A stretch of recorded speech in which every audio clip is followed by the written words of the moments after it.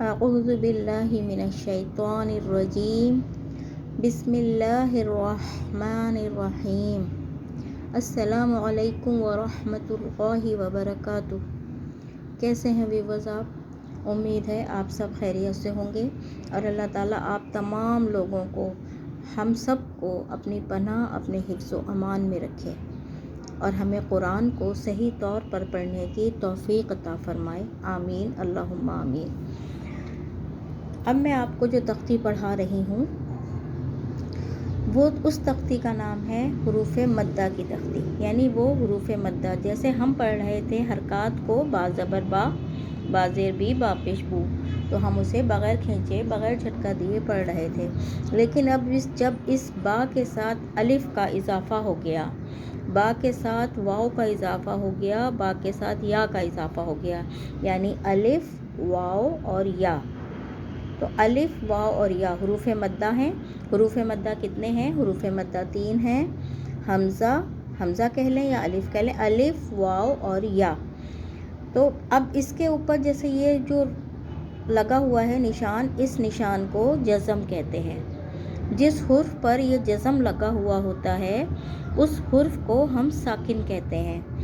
تو جب ساکن حرف کو اپنے سے پہلے والے حرف سے ہمیشہ ملا کر پڑھتے ہیں، تو جب الف سے پہلے زبر ہوگا تو الف مدہ ہوگا، واو ساکن سے پہلے پیش ہوگا تو واو مدہ ہوگا، یا ساکن سے پہلے زیر ہوگا تو یا مدہ ہوگا۔ اب یا مدہ کو ہم کیسے پڑھیں گے؟ اس کو ہم ایک الف کے برابر کھینچ کر پڑھیں گے۔ جیسے ہم نے حرکت پڑھی تھی با بی بو، ہم اس کو کھینچیں گے کس طرح؟ با الف زبر با، با واو پیش بو، با یا زیر بی، با بو بی،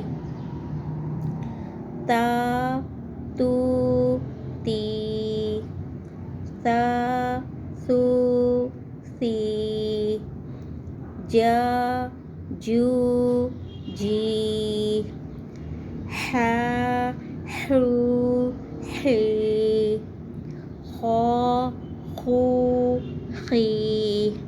اگر ہم نے ان الفاظ کو نہیں کھینچا تو وہ حرکت میں تبدیل ہو جائے گا، اور جب اگر حروف مدہ پڑھ رہے ہیں اور اس کو ہم نے حرکت کی طرح پڑھ لیا تو وہ ہماری غلطی ہے، اور اگر ہم نے حرکت کو حروف مدہ کی طرح کھینچ کر پڑھ لیا تو وہ بھی ہماری غلطی ہے۔ چلیے پڑھتے ہیں۔ دا دو دی، ذا ذو ذی، را رو ری۔ اب اس میں را کو پر پڑھنا ہے، اس را کو پر پڑھنا ہے، اس را کو باریک پڑھنا ہے۔ را رو ری، ز زو زی، س سو سی، ش شو شی۔ تو حروف مدہ والے تمام قاعدے اسی طرح پڑھنے ہیں، الف سے لے کر یا تک۔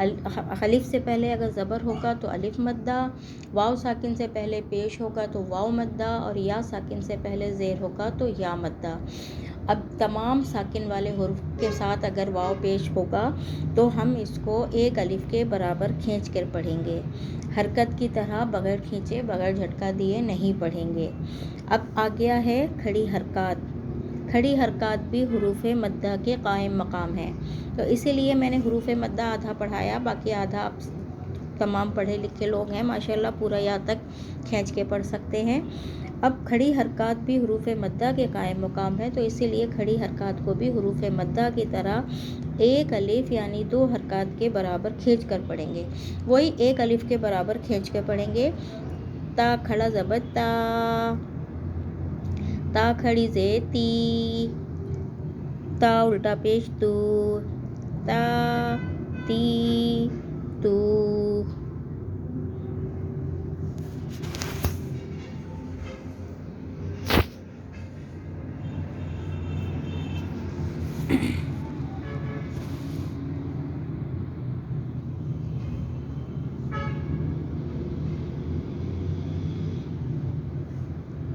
تو کھڑا زبر تو، तो खड़ी जे ती, तो उल्टा पेश तू, तो ती तू।